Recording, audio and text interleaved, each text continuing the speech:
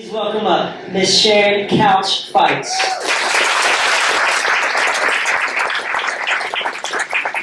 Good evening. I'm a sprint coach, so time is really important to me, and I'm sure it's important to you too tonight.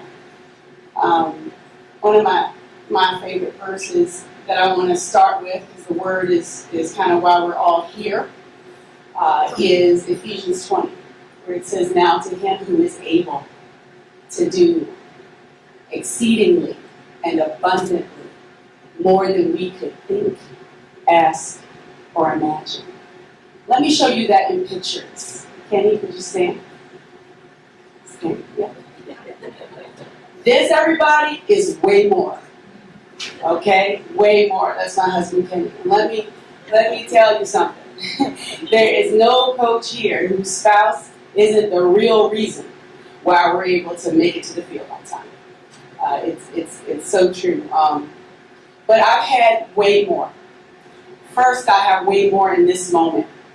Here I am, standing in orange. I went to the University of North Carolina. We won 7 straight ACC championships. We lost to Clemson at home my senior year by 2 points. Can you say I was never, ever, ever, ever going to wear orange?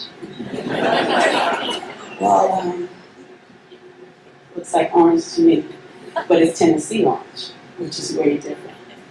I want to tell you a little bit about how I got into coaching. I went to a church in Atlanta. I lived in Atlanta for 15 years after my last Olympics. And in my small group, there was a family there whose daughter was going to a local university, and they really wanted me to check it out, see if she was doing all right. What I do? Okay. And I was like, what do I know? I was a professional athlete, but I really respected coaches and what they did and do. And after a lot of asking, I decided to show up.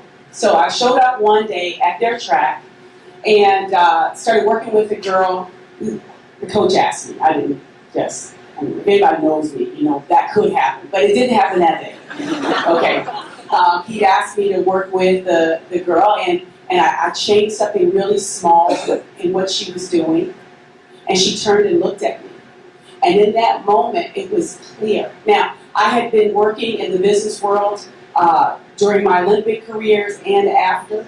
I had thankfully gotten laid off and was on a year hiatus, taking care of my kids and just having some downtime. And I had really been asking God, what do I do next? Was the Olympics, was it to just tell people in the grocery store? I don't think so. Too many people helped me get there. It had to be more than that. But I had rejected coaching because I didn't think I could be a coach and a mom. Right? How was I going to do that? Where could I be that and be successful? Now remember, I'm an Olympian, so I tend to do things in an Olympic way. Ask my husband, right? He's always saying, slow down, moving too fast.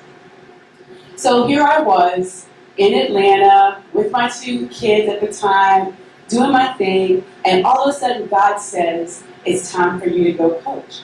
I'm like, okay, cool. So I went and I volunteered at a high school because it's on my terms, right? I could do it when I wanted to, and my kids went to this little, French, after school care, and I was doing good.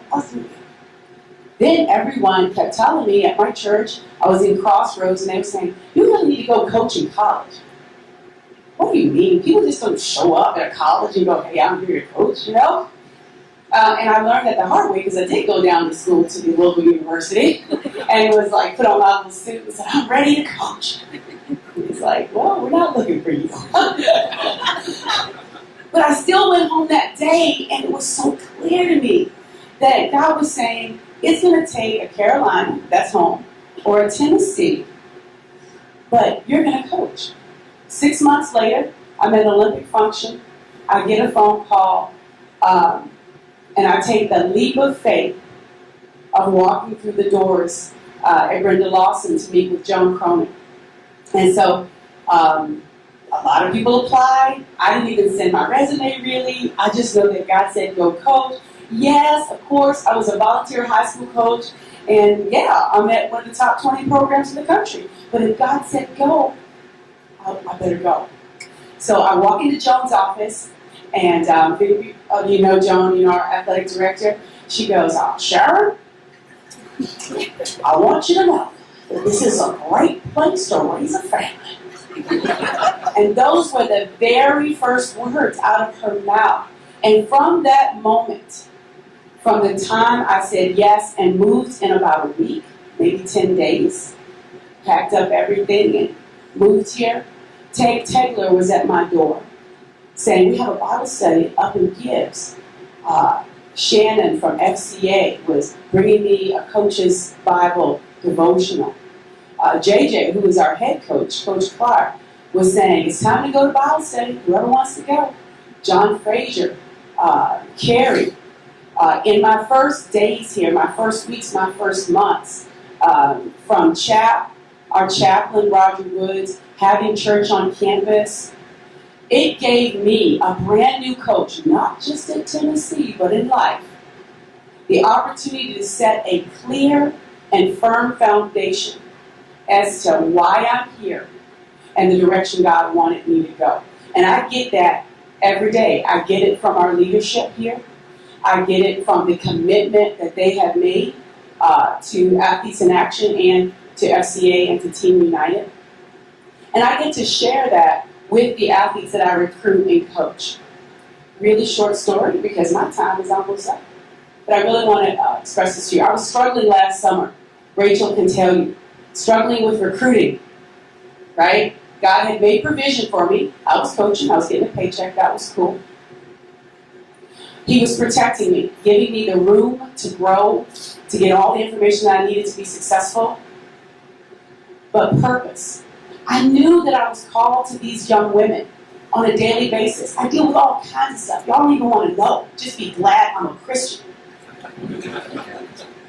But purpose was an issue with recruiting, and as we all know, we have to have the right tools in order to get the job done. So last summer, I started praying hard about it. Rachel was praying with me. I had a board in my office. Sarah would come by, and she would sit and we would look at the board, and we would talk about each of those kids that were going to come here and contribute. Well, I was worried because I wasn't very passionate about it. And I'm a people person, obviously. Look at me. I never met a stranger. But I was literally shut down emotionally, and I didn't understand why. I talked to my husband about it, and I was at a meet, Junior Olympics. They were trying to make a team.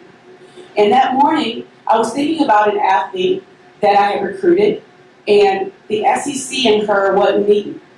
And so I had to let her go. But I thought, wonder what she's doing with her life. So I found out that she's going to another school. Okay, she's going to another school. But I thought, I'd like to see her and let her know that I'm in her corner. So I'm walking, minding my own business, not really, but kind of. And she walks by. Coincidence? No, I think not. So she walks by, and I go, hey, are you Jade? And she goes, yeah. She goes, are you Coach C? Oh my God! She drops everything. Her family starts to get worried. I think they start looking for security. And she hugs me, and she said, I'm so glad to meet you. Because I'd only spoken to her once on the phone. Maybe had sent her something. And so I wasn't sure what to do with that. I came home that night. I was talking to my husband about it. I said, I think I'm starting to get clear on why I'm doing this recruiting thing. He goes, okay, hang on, for the answer. And that morning, I'm looking out, I'm praying to God, I'm saying, I need to hear. And I go in my office and I see the board, and all of a sudden God speaks, and he says, listen, whether you speak to them one time, whether you send them an email, whether you send them a letter, understand and know that you are called to them just like you're called to your girls here. And you can have an impact eternally forever. And I got clear and I got focused. And I tell you, there are a lot of SEC coaches last weekend when their athletes can't help but run up to me and hug me. Not because I'm Sharon, right? But it's because of Jesus. And understand that each of you and each of the coaches here at the University of Tennessee that believe and follow Christ have that wonderful, eternal gift of Jesus in them. And because of that, whether they speak a word, or however they go about with integrity and purpose, with their athletes, with their families, with administration, understand that people will be drawn to that. And they're not drawn to it for one season, one game. They're drawn to it for eternity. And that is what we have tried to do here at Tennessee. And I'm just making sure I'm saying all this stuff.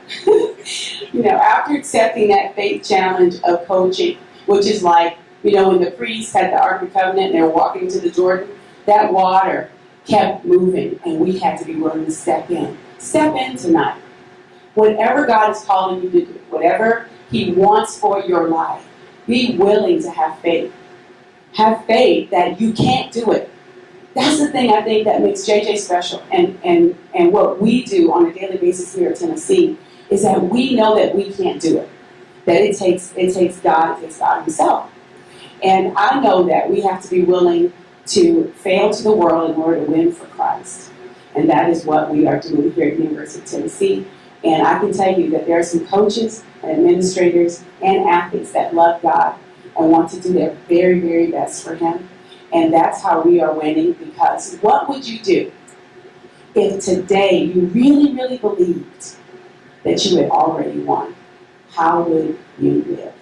Thank you.